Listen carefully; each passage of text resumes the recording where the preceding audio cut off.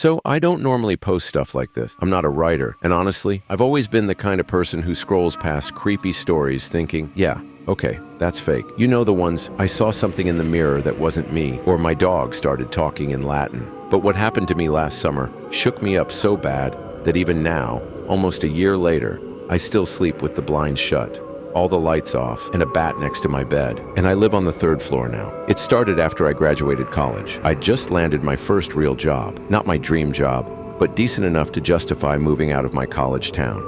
I found this small 2nd floor apartment in a quiet neighborhood about 30 minutes outside the city. The kind of place where the biggest drama was a raccoon knocking over someone's trash can. Perfect for decompressing after years of school stress. The apartment itself was fine. A little outdated, popcorn ceilings, old thermostat, you know, but it had character. Wood floors, big windows, and just enough space for me to pretend I was finally an adult. The building had 3 units, one on each floor. Mine was in the middle. The guy downstairs was quiet. Barely saw him. The top unit was empty, supposedly being renovated. The first couple weeks were great. I unpacked, set up my little home office, decorated with some thrift store finds, and tried to establish a new routine. I started jogging in the mornings, made friends with the barista at the corner cafe, even learned which day the trash pickup came, which took longer than it should have. Then one night, maybe the end of my 3rd week there, something strange happened. I was up late working, like 1 a.m. late. I had my desk set up near the window because the view was decent. Across the street was this older 2-story house that always looked kind of gloomy. Not run down exactly, just forgotten. I remember glancing up from my laptop and seeing her, a woman, standing in the upstairs window of that house. She was facing my direction, not doing anything, not moving.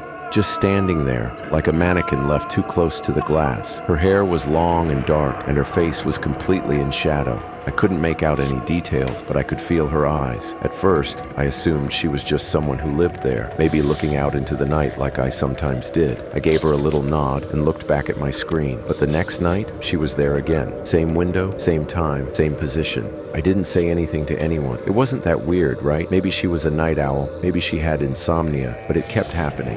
Every night, always around 1 a.m., always in the same spot. By the end of the week, I stopped sitting at my desk that late. It was irrational, but the way she stood there, so still, unnerved me. I even considered closing my blinds, but something about that felt wrong. Like, if I did, I'd miss something I was supposed to see. One night, I worked late again, and I couldn't help myself. I peeked out. She was still there, but this time, her head was tilted. Not in a curious way. It was sharp, unnatural, like her neck had been twisted, and it was tilted toward me. I stared at her, frozen, heart pounding. Then, her arm moved, just slightly, like a twitch.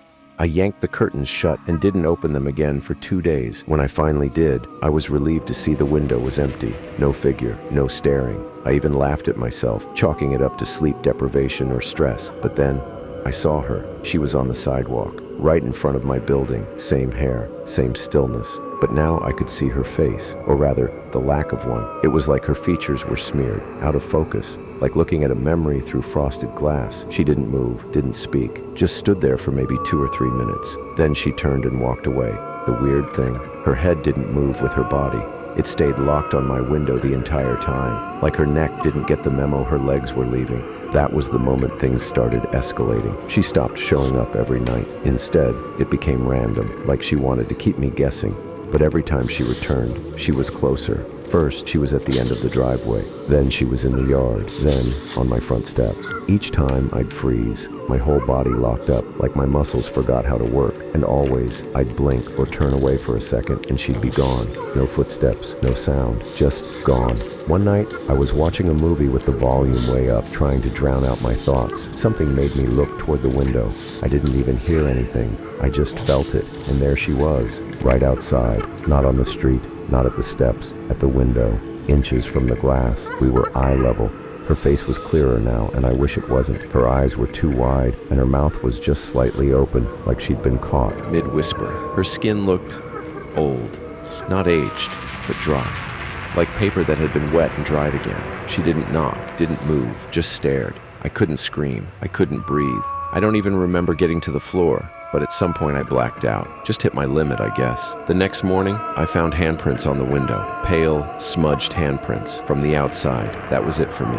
I broke the lease and moved out that weekend. Took a financial hit, but I didn't care. I needed to get out. Before I left, I did a little digging. I talked to one of the neighbors, an older guy who'd lived on the block for decades. I asked about the house across the street. He looked uncomfortable immediately. Turns out, no one had lived there for years. The last resident was a woman who'd had a complete breakdown after her husband died in a car crash. She started saying she could see the future in the dark, whatever that means. She stopped talking to anyone, kept all the curtains shut except one, the upstairs window. Eventually, she died. The official story was suicide. Jumped from that same upstairs window I kept seeing her in. The house had been empty ever since. I still don't know what I saw. I don't know if she was a ghost, or if I was losing my mind, or if it was something else entirely.